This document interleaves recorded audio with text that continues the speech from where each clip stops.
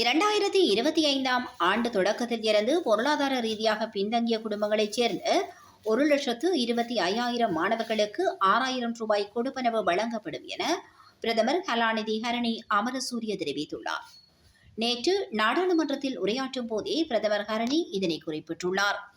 பிரதமர் மேலும் கருத்து தெரிவிக்கையில், கடந்த பொருளாதார நெருக்கடியின் போது 55% அதிகமாக பாடசாலை மாணவர்கள் மிகவும் பாதகமான பொருளாதார சிரமங்களுக்கு ஆளாகியுள்ளதாகவும், கிராமப்புறம் மற்றும் பெருந்தோட்ட பாடசாலைகளில் இந்த நிலைமை மிகவும் மோசமாக உள்ளது.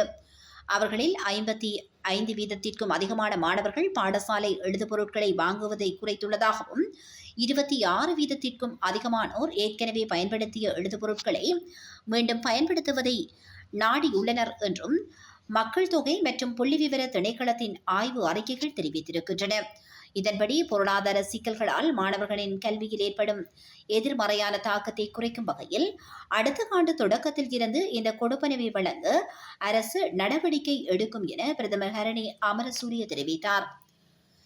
கிராமிய மற்றும் பெருந்தோட்ட பாடசாலைகளை அண்மித்த பகுதிகளில் இந்த நிலைமை மேலும் மோசமடைந்துள்ளதாக பிரதமர் ஹரணி அமரசூரிய தெரிவித்துள்ளார்.